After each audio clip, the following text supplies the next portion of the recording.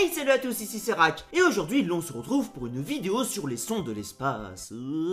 Alors, comme vous aurez pu le remarquer, cette vidéo sera un peu de la thématique historique. En fait, c'est un sujet que je trouvais intéressant et que j'avais en tête depuis pas mal de temps, donc je me suis dit, allez, pourquoi pas. Ça me permet de changer un peu, et aussi de faire une vidéo longue à pas cher, entre parenthèses, puisque je vais pouvoir facilement dépasser les 10 minutes, et donc être mieux monétisé.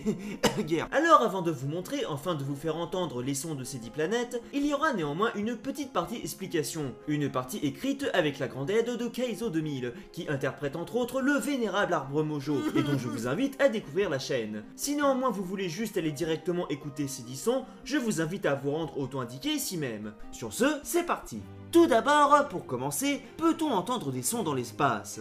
Eh bien non. Sur ce, merci à tous d'avoir regardé cette vidéo, n'hésitez pas à me rejoindre et me soutenir sur les différents... En fait, pour la faire simple, si on vous larguait d'un seul coup dans l'espace comme ça, bon déjà vous mourrez dans d'affreuses souffrances en quelques secondes, et encore je pense que je suis large, mais surtout vous n'entendriez rien, puisqu'il n'y a pas d'air. Et donc sans air, et bah c'est le vide, et il n'y a pas de son qui puisse se propager. Néanmoins, techniquement parlant, on peut entendre des sons provenant de l'espace. Ce, grâce à la magie des ondes électromagnétiques. Des ondes que l'on retrouve partout, celles-ci étant responsables entre autres de la lumière, de l'induction magnétique, des télécommunications, de la détection radar, de certains types de radioactivité et j'en passe. Et qui, en fait, contrairement au son, peuvent se propager dans le vide, permettant à celles-ci d'être ensuite traduites en son par nos instruments. C'est donc grâce à plusieurs sondes envoyées dans l'espace par la NASA, ici particulièrement les sondes Voyager, que ces ondes ont pu être captées et traduites de façon sonore. En fait, en gros, pour faire simple, on a récupéré le spectre de ces ondes, puis on a généré du son en traduisant leur information, nous permettant ainsi de se faire une nouvelle idée de l'espace.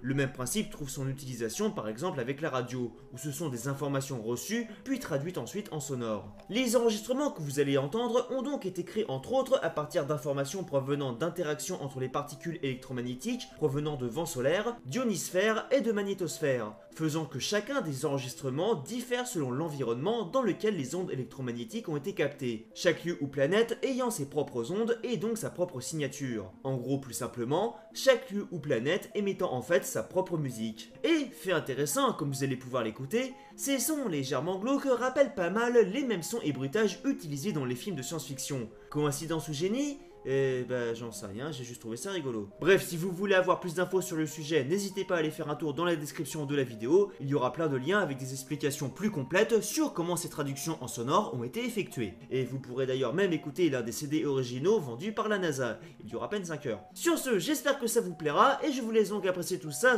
par ce fondu incroyable qui ne va même pas me laisser le temps de finir cette phrase, et allez voir le nouvel épisode des Grandes Aventures de Rak.